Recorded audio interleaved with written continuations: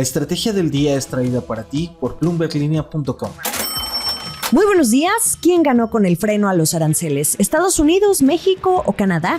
Repasemos qué es lo que acordaron, pero también qué podemos esperar según la reflexión que les traigo en voz de un columnista de Bloomberg Opinion. Además, la ligera corrección del peso mexicano y el dólar canadiense. ¿Quién sigue en la novela de la guerra arancelaria? ¿Y qué país de América Latina anda queriendo subirse al escenario arancelario? No olviden hacer clic al botón de seguir del podcast, activar la campana para que puedan recibir la alerta de un episodio nuevo cada mañana. ¿De qué estamos hablando?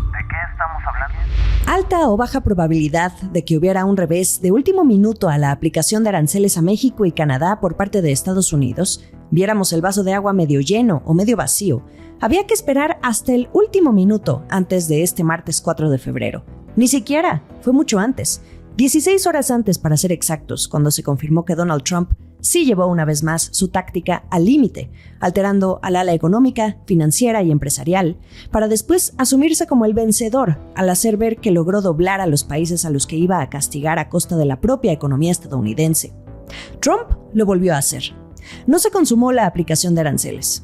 El viernes por la tarde se había dado a conocer por parte de la agencia Reuters que el plan de la Casa Blanca era aplazar la imposición de los aranceles al 1 de marzo. El gobierno lo desmintió, pero entre tanto ajetreo y con el tiempo límite encima, reinaba el caos, pero la pista ahí estaba.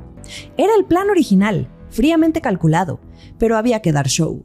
Sin embargo, como bien señalan algunos expertos en la relación comercial, el daño ya estaba hecho. Daño porque se fractura la confianza en torno a las inversiones, algo que México procura cuidar mucho, con todo y que las empresas hagan sus planes a largo plazo, más allá de la política. La percepción es lo que importa. El daño está hecho porque no deja de respirarse inestabilidad en el ambiente, y mucho menos si en un mes exactamente el escenario vuelve a ser el mismo. México y Canadá suspiran por ahora, pero no se han salvado de una narrativa que continuará generando nerviosismo hasta que el presidente más poderoso del planeta decida parar.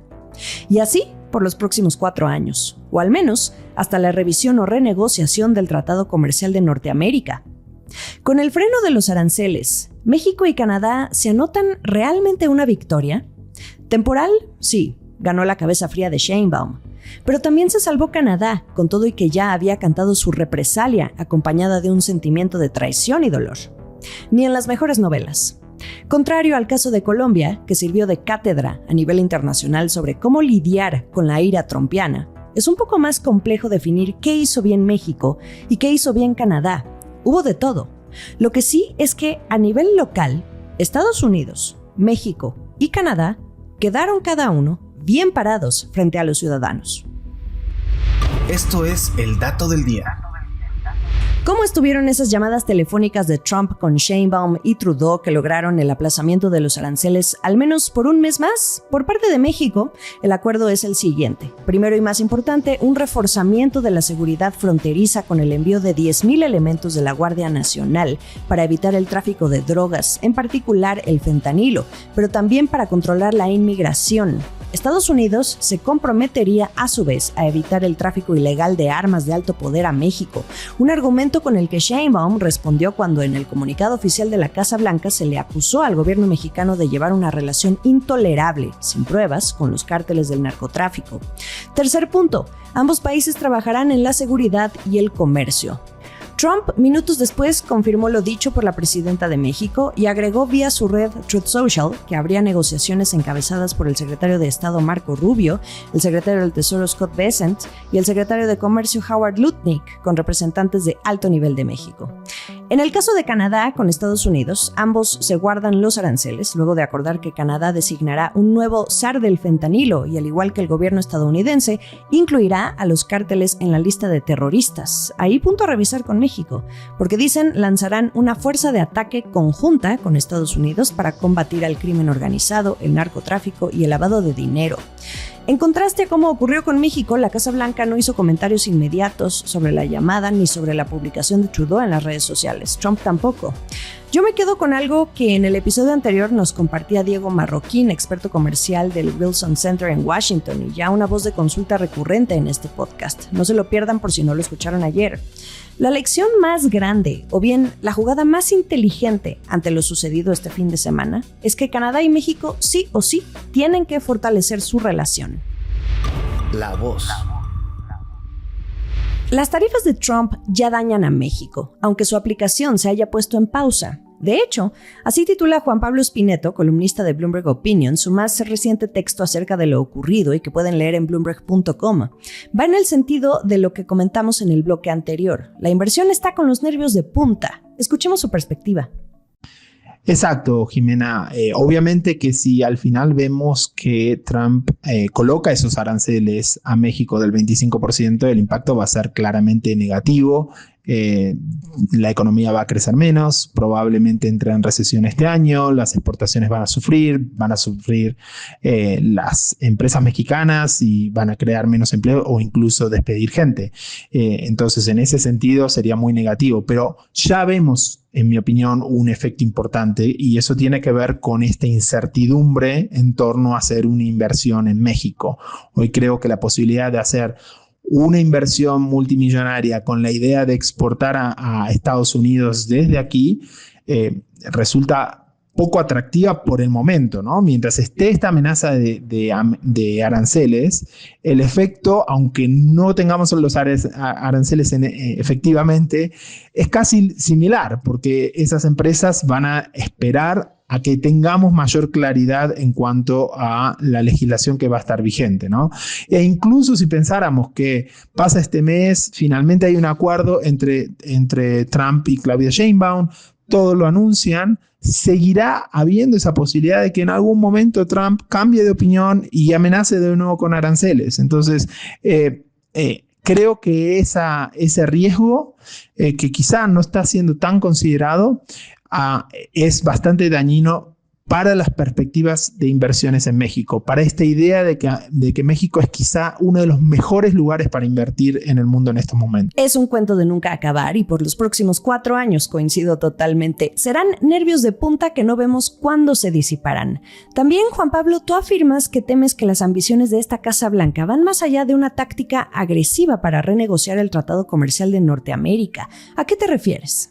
Me refiero que esta administración es muy ambiciosa en cuanto a atraer inversiones dentro de Estados Unidos, ¿no? Y no me parece que, dependiendo de cuál sea el resultado final, Trump vea a México y a Canadá como socios comerciales, ¿no? Me parece que hay una relación de mayor competencia, donde Trump va a querer que todas las inversiones internacionales que estén llegando a Norteamérica vayan a Estados Unidos y va a hacer todo lo posible para que eso suceda a detrimento de México y de Canadá, lo cual es un cambio bastante importante en la concepción y en la estrategia de lo que es el Tratado de Libre Comercio, ¿no? Ya no es la idea de, bueno, que se instalen en la región, de todas formas va a ayudar a generar mejores cadenas de producción, sino que su obsesión pasa a ser por qué esas plantas estén en Estados Unidos, ¿no? En territorio americano. Lo vemos con estos anuncios de Arabia Saudita, de empresas japonesas, o incluso con este diferencial de arancel que tiene México, o de amenaza de arancel que tiene México y Canadá, por un lado 25% y China de 10%. Me pregunto si esto no ha sido diseñado de forma explícita para que alguna empresa china que quisiera invertir en Norteamérica piense que el mejor lugar para hacerlo es Estados Unidos y no México y Canadá, donde tendrían un arancel superior, ¿no? Entonces, esas ambiciones, esa estrategia me parece mucho más abarcativa y que termina siendo detrimental con el Tratado de Libre Comercio. Gracias, Juan Pablo Spineto, columnista de Bloomberg Opinion, por tus palabras. El pulso del peso. Nada más para no dejar, el dólar canadiense y el peso mexicano se recuperaron el lunes. El dólar canadiense subió más de 1% al final de la sesión, revirtiendo una caída del 1.7%, mientras que el peso mexicano se apreció 1.5% luego de debilitarse alrededor de 3% frente al dólar. Según Sean Osborne, estratega cambiario en jefe de Scotiabank, los acontecimientos del 3 de febrero pueden hacer que los inversionistas se sientan más cómodos con la idea de que el riesgo de los aranceles fuertes y duraderos es menor ahora de lo que parecía el fin de semana, y tal vez que un pequeño tambaleo en el mercado de valores pueda influir en el pensamiento del presidente Trump. El último sorbo. Y bueno, quien anda queriéndose subir al tren arancelario, por no decirlo de otra manera, es el presidente Daniel Noboa de Ecuador. Vía su cuenta de X dijo que impondrá un arancel del 27% a México a falta de que ambos países negocien un tratado de libre comercio. A modo de presión, dijo que hasta que eso suceda y sea una realidad, se aplicará el arancel a los productos mexicanos que importan con el objetivo de promover su industria y que exista un trato justo a los productores ecuatorianos. Pude leer algunas reacciones de expertos comerciales en las redes sociales el lunes, y si les pudiera yo describir su sentimiento en un meme, ese sería el de aquella línea que recitan los personajes de una serie mexicana muy famosa que dice en tono muy fresa: "Ay, por favor, Julián, somos 3, ni al caso". Poniéndonos de modo serio, Diego Marroquín del Wilson Center comparte este dato. 9 horas de comercio de México con Estados Unidos es lo mismo que todo el comercio entre México y Ecuador en un año. En ese caso, México tendría muchos otros aliados y mercados, dice, para reemplazar lo que se importa de Ecuador, que es solo un 0.05%. Ahora, un poco de contexto para refrescarnos la memoria. Ecuador y México no sostienen relaciones diplomáticas desde el 5 de abril de 2024, cuando todavía era presidente Andrés Manuel López Obrador.